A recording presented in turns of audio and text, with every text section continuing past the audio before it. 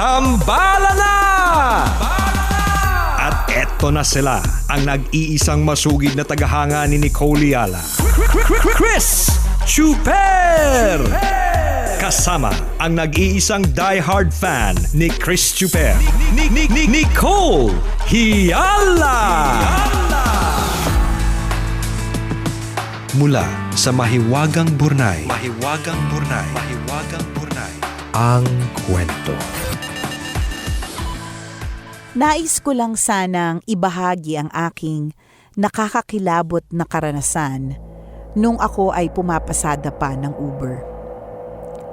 Taong 2016, buwan ng Oktubre, nang may maisakay akong isang may edad na babae na maamo ang mukha.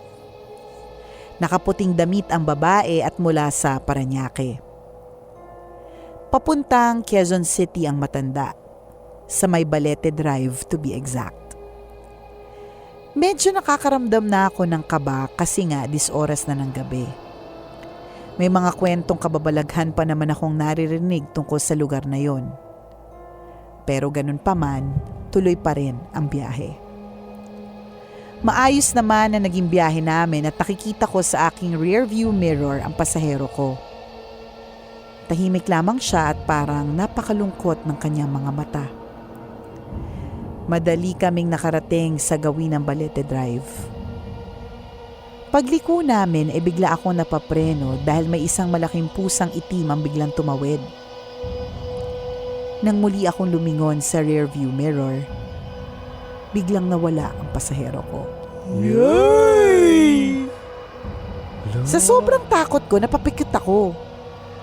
Pero pagdilat ko, nandun na naman yung babae sa likuran ko. Paano naman yumukulang? Oo nga. Baka nung promeno ka, nahulog yung lipstick niya. Pinulot niya lang. Eto naman, no. O, di naman baka lasing ka. Malay mo na subsub lang dahil nagpreno ka nga ng malakas. Nakakaloka. Pero napansin kong biglang nagbago ang ekspresyon ng kanyang mukha. Biglang nanlisik ang kanyang mga mata. Pero itinuloy ko pa rin ang pagmamaneho. Hindi pa kami gaanong nakakalayo nang may bigla na namang tumawid na isang malaking itim na aso. Bigla ulit akong nakawala. Ito na naman. Bigla ulit akong napatapak sa preno. Sumilip ulit ako sa likuran.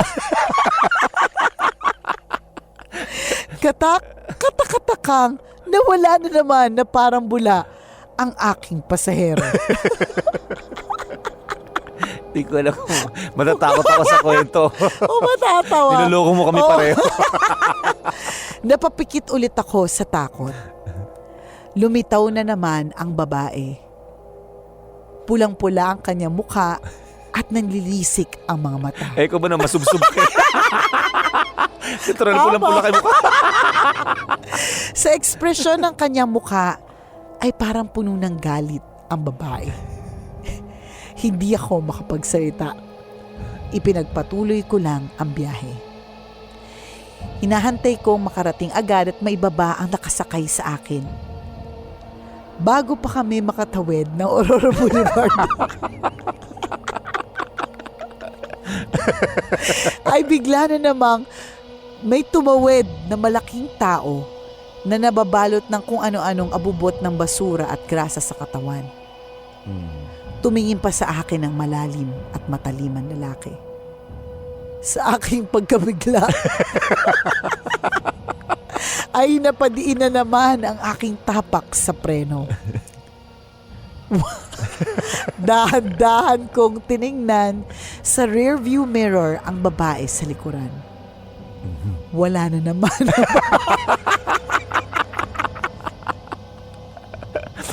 Biglang naisip ko, hindi kaya siya din yung mga biglang tumatawid sa aking harapan at nag-iibang anyo lamang? Nais ko tuloy magsisi kung bakit tinuloy ko pa ang biyahe kong yun.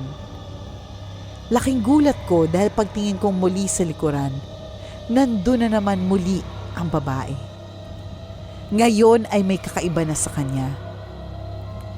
Nakita ko siyang duguan ng mukha at nalilisik ang mga mata. Halos panawan ako ng ulirat ng mga oras na yon. Nasabi ko na lang sa malakas na boses na Diyos ko, tulungan niyo po akong ilayo sa impaktang ito. Biglang nagsalita ang babae na galit na galit.